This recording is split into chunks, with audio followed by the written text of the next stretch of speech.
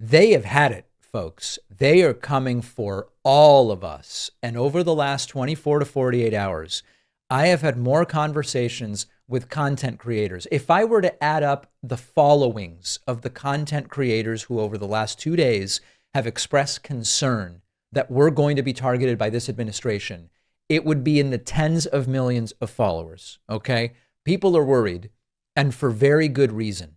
At every single instance, we are seeing that there is an appetite to, as they see it, avenge the death of Charlie Kirk by targeting people who had nothing to do with it and advocate nonviolence, advocate peaceful opposition, and working using the systems we have to change society in ways that we think would improve things. So here is Donald Trump again talking about, can we bring RICO cases against some of the people whose views and opinions at the end of the day we don't like? Chilling stuff. Given with all the that's going on with Charlie Kirk's assassination and the left-wing, a lot of left-wing violence going on, do you have plans, and actually this is a great opportunity with all these, do you plan on designating Antifa finally a domestic terror organization?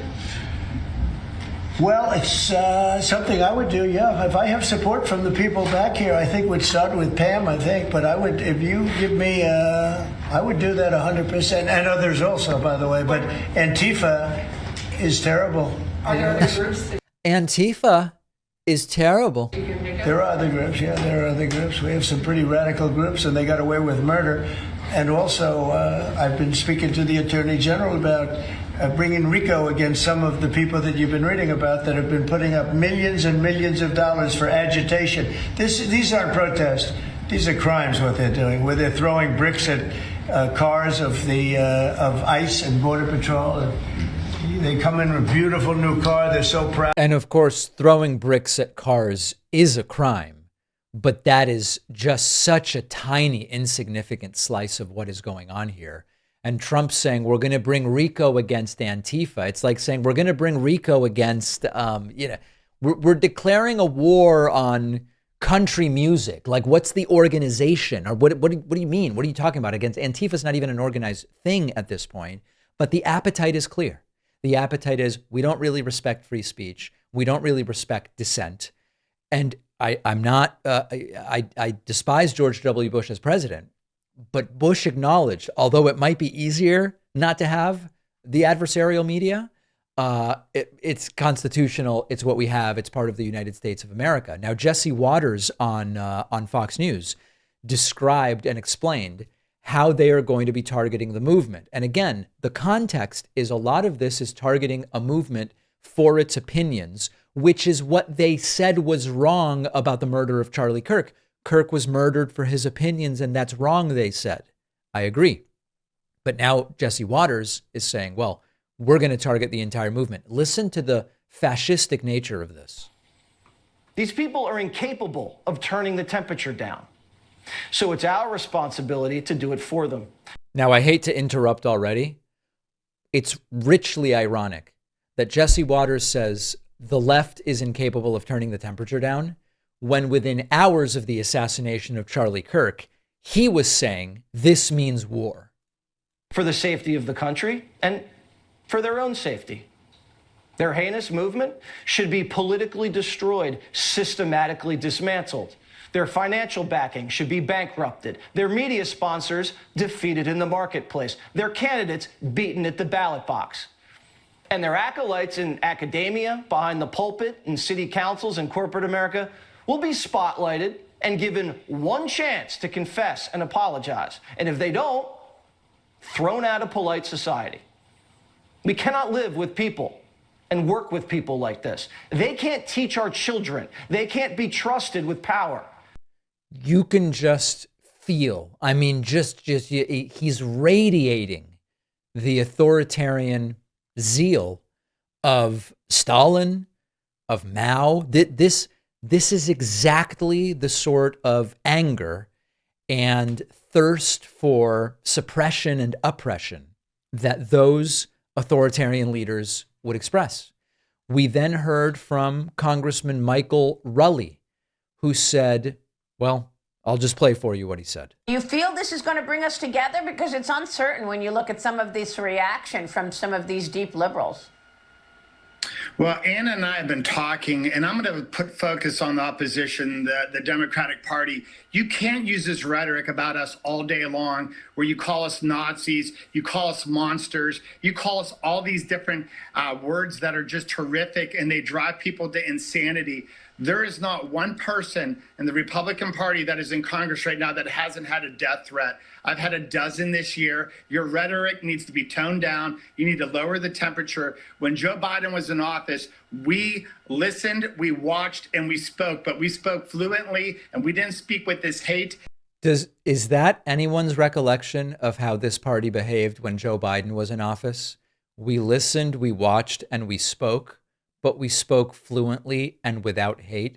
Does anybody in my audience remember that that's the Republican approach to Joe Biden's 4 years in office? Because maybe I was in some kind of a coma for those 4 years. I don't remember that at all. And we didn't speak with these words that were drawing people to take action against us. You tried to kill our president twice. You actually killed Charlie. Enough is enough. Stop the shenanigans and lower this rhetoric to a normal place where we could all exist together. Yeah, it's just unbelievable how, they've politicized and weaponized politics. I mean, They've politicized and weaponized politics, coming from the political movement responsible for 75 to high 80% of all the political violence in this country. This is a concerted and coordinated effort to gaslight. And at the top of this, unfortunately, and I say that because he seems effective at convincing MAGAs, unfortunately, Stephen Miller is participating in this. And he sort of, before we hear from Nancy Mace, puts a bow on what they're going to do.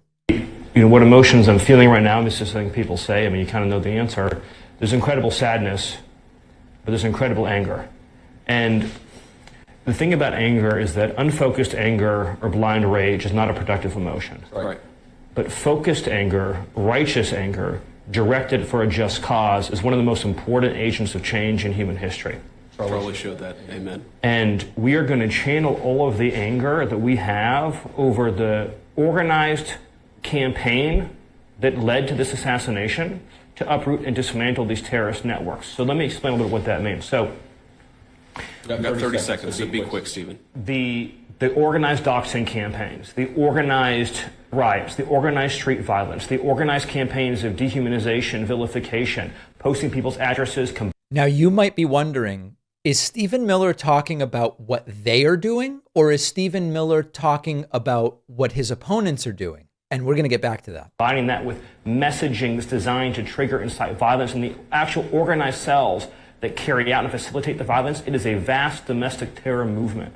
And with God as my witness, we are going to use every resource we have at the Department of Justice, Homeland Security, and throughout this government to identify, disrupt, dismantle, and destroy these networks and make America safe again for the American people. It will happen, and we will do it in Charlie's name.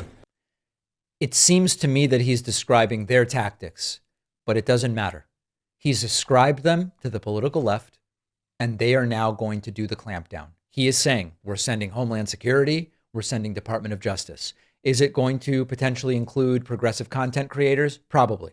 Is it going to include people simply attending peaceful protests? Probably. Is it going to include media networks? Is it going to include online platforms? All of the above, I would expect. Finally here, here is Nancy Mace. And Nancy Mace is disgusting in the direction that she is taking this. I mean, there's a whole group of Democrats who use the word fascist repeatedly during their campaigning, their political campaigning. And, the suspect had the word fascist etched on his ammunition. So what does that tell you? Well, look at Kamala Harris when she was running for president last year. She said live on air multiple times over that Donald Trump was a fascist. And this ideology, they've called us Nazis, they've called us Hitler, they've called us fascists, they've called us terrorists. This is why our lives are in danger. And how do you have unity with a group of people who want to murder you? And, I talked to my pastor on Sunday. I'm struggling with this because these people need to be held accountable. They need to be fired from their jobs. They need to go to jail if they've committed a crime. And, how do you handle that? And so that's the question we're all asking ourselves. And we want to be safe in our communities. But also, if you've done this guy right here, this sounds like he was organized. I know that Kash Patel said that they were talking to many people on Discord. It was definitely premeditated. But this ideology, and he comes from this community because his boyfriend, I guess, is transgender or transitioning. But they come from this community that is advocating for violence. And of course, it is not a community advocating for violence. And even the claims about the trans boyfriend or whatever are as of this moment, unproven. But Nancy Mace says it's time to melt it all down. We've got to destroy the entire movement. We're hearing it from members of Congress. We're hearing it from the president. We're hearing it from advisors to the president. They are all saying, we are coming for you. And that's terrifying. And J.D. Vance sort of explains it in slightly more detail.